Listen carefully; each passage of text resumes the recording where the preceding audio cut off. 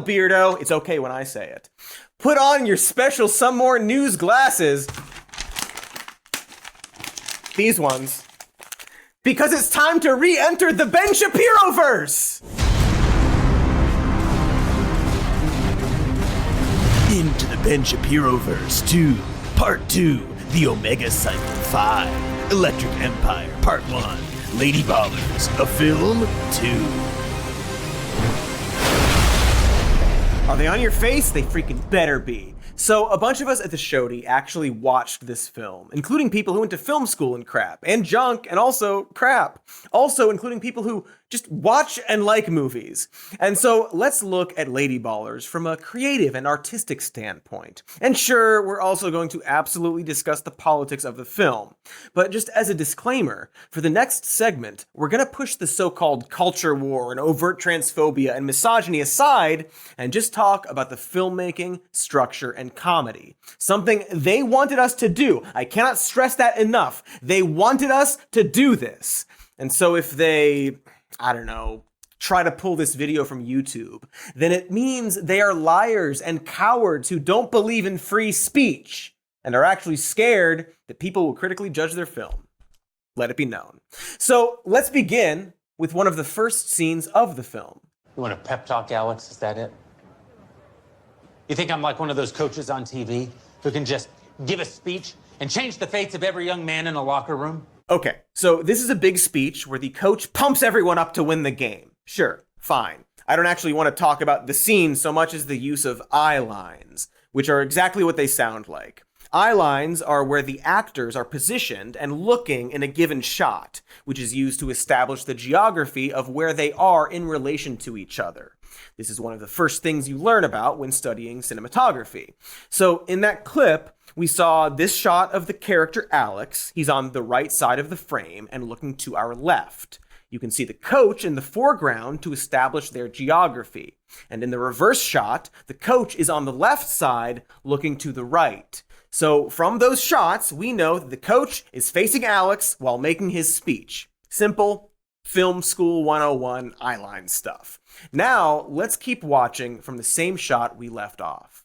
That I could, by dint of my rhetoric alone, so stir the hearts of my team as to snatch victory from the jaws of certain defeat. Hey, wait a second. Did that guy Alex just teleport? That is the same character, right? So why did that sequence of shots feel weird? That's because the director suddenly changed the eye lines for no reason. Alex was on the right side looking left. Then we cut to the coach who's on the left side looking to his right. And then back to Alex, who is suddenly on the center left and looking to the right. So it feels like he's suddenly behind the coach or something, or not looking at him anymore at all. This is called crossing the line, or breaking the 180-degree rule. It references an imaginary geographical line that the camera is supposed to stay on one side of, especially in a dialogue scene. You have seen it a million times without knowing. Now, you can cross the line with a camera move, which I think is what they thought they did here, but the camera move in this scene didn't actually cross that line, nor did any of the characters move in the scene. The coach is always standing in place on the left side looking to the right. So there's just no reason to try to break the rule here, and the result looks weird. And so just this scene alone is filled with this very basic eyeline mistake. To call forth the future and all the wonderful and terrible possibility it holds. Not for the meek, but for the bold. That may sound like we're nitpicking a minor technical issue, but it's a very basic thing that every director should know. It's the directing equivalent of not knowing how to tie your shoes. That's why we started with it. Also, the movie started with it. So, to be frank, in order to catch every little creative or artistic issue with the film, I'd have to make it this entire episode. It would have to cover basically every scene of the film, shot by shot, and YouTube probably wouldn't allow it. The movie is just not good on a simple technical level. It fails so much first-year film school stuff. Like, sure, they can afford expensive lights and dollies and all the equipment you need to make a movie, but they don't really know how to properly use that equipment, and the result looks very cheaply made.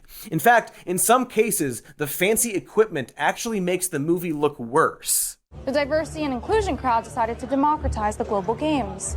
Now anyone has a chance. Men are faster, stronger, meaner. The entire reason we created women's sports was to keep you out. Holy shit, guys, we get it. You got a jib arm. Now could you lock down the shot so I can watch the fucking movie? I'm actually getting dizzy. Again, it's just really rookie problems.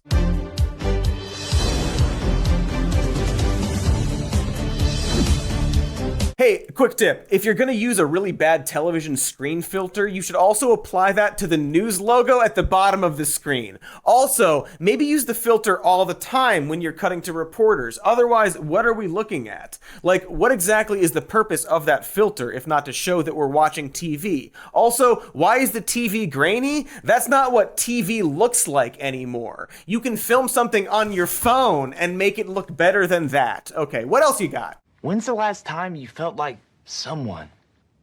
I mean, I kind of always feel like someone. But when's the last time you got laid? We're in. Ah, geez, that was some really bad redubbing. Look at the green guy, watch his mouth.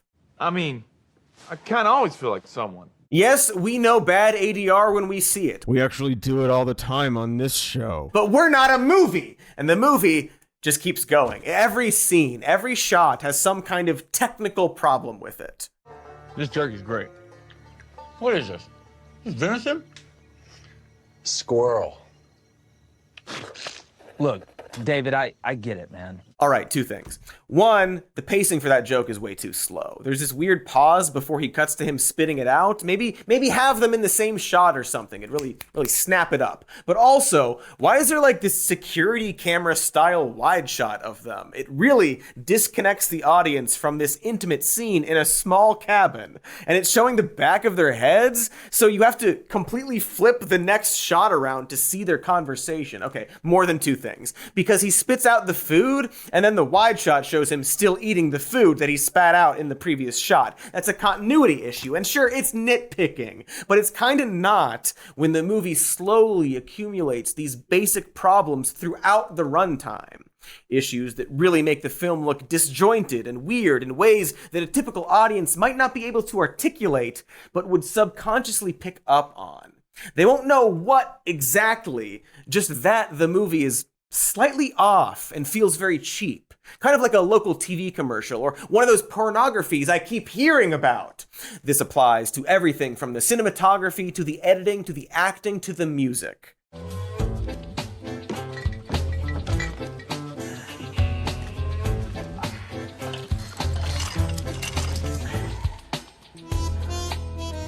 What is that, an iDVD menu theme? Sorry, no offense to Will Boring, music department for Lady Ballers, who I'm sure got the job on merit.